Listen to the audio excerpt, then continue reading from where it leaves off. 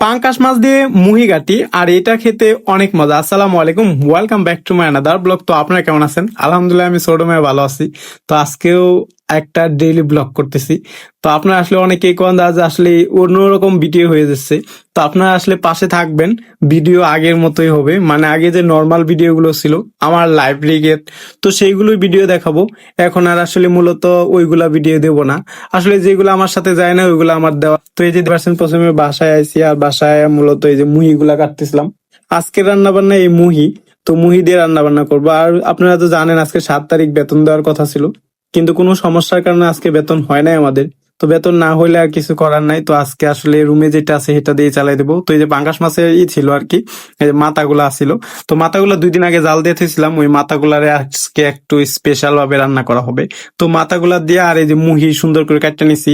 আর মুহি দিয়া মাথাগুলা দিয়ে সুন্দর করে কাটতে করতে তারপরে এনে মূলত এখন পেঁয়াজ কাটতে দিয়ে দিমু। তো পেঁয়াজ আর মুহি আর এই মাথা একসাথে হাত দিয়ে মাইকা তারপর চড়াই দিমু, এইরকম ডিসিশন নিতেছিলাম। তো পেঁয়াজ দেওয়া শেষ হয়ে গেলে দিয়ে দিতে হবে সব রকমের মশলা। আর সব রকমের মশলার পরে দিয়ে দিলাম লবণ। আর লবণের পরে দেখলাম মরিচের গুঁড়া নাই, তো যেটুকু আসলে ওটুকু দিয়েছি। তারপর দিয়েছি ধনিয়ার গুঁড়া, আর সাথে দিয়ে দিলাম একটু মানে হলুদ। আর ছিল ঘরে মুরগির মশলা, তো মুরগির মশলা আমি আসলে দিয়ে দিলাম মাছের মধ্যে। তারপর তেল দিলাম, আর তেল দিয়ে ইচ্ছা মতো এটা হাত দিয়ে মাখিয়ে নিতেছিলাম। তো ভালো করে হাত দিয়ে মাখা শেষ হয়ে গেলে তারপর দিয়ে দিব পানি। আর পানি দিয়ে এটা ভালোভাবে মাখামাখি শেষ হয়ে গেলে মূলত আমার এটা অম্ল হয়ে গেছে। তো একটু বেশি করে পানি দিয়ে দিচ্ছি যেন মুহিগুলো একটু সিদ্ধ হয়ে যায়। তো এটা অলমোস্ট ডান। এখন চুলায় চড়াই দিব। আর চুলায় চড়াই দিয়ে তারপর মূলত এখন খাওয়া দাওয়া শুরু করব। তো চুলায় চড়াই দেওয়ার পর মূলত বিস্কুট ছিল, সেই বিস্কুট গুলো খাইতেছিলাম। আর এদিক দিয়ে তরকারি রান্নাটা দেখতেছিলাম। যদিও তরকারি রান্না হওয়ার পর ভাত খাবো, কিন্তু খিদা লাগছিল তার জন্য আর কি। তো এদিক দিয়ে কিন্তু তরকারি প্রায় হয়ে যাচ্ছে। তো একটু উল্টায় পাল্টে দিলাম, এদিক সেদিক উল্টায় পাল্টে দেওয়ার পর তারপর আবার ঢাকনা দিয়ে ডাকিয়ে দিছিলাম।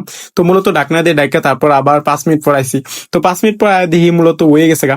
এটা হওয়ার কারণ হলো মূলত আমার যে রান্নাঘর ছিল সেই রান্নাঘরে তো সমস্যা, তার জন্য গ্যাসের চুলা। আর গ্যাসের চুলায় খুব তাড়াতাড়ি হয়ে যায়, মানে সিলিন্ডারে খুব তাড়াতাড়ি রান্না বান্না হয়ে যায়। তো এদিক দিয়ে রান্না বান্না শেষ হওয়ার পর তারপর ভাত নিয়ে বসে পড়লাম। আর ভাত নেওয়ার পর মূলত এখন তরকারিটা নিব। আর মূলত তরকারি নিয়ে আমার খাওয়া দাওয়া শুরু হয়ে যাবে। তো কেমন লাগলো ভিডিওটা? আর সিম্পল একটা ভিডিও, তো আপনারা আসলে সিম্পলই পছন্দ করেন, যার কারণে আগের মতো সিম্পল ভিডিও করা শুরু করলাম। তারপর তরকারি নিলাম, আর তরকারি নিয়ে ভাত নিয়ে একদম মজা করে খাওয়া দাওয়ার পালা। তো খাওয়ার সময় বারবার একটা কথাই ভাবতেছিলাম যে ভিডিওগুলো আসলে অন্যরকম হয়ে যাচ্ছে। তো ভিডিওগুলো এখন রেগুলারই আমার পার্সোনাল ব্লগ শেয়ার করব।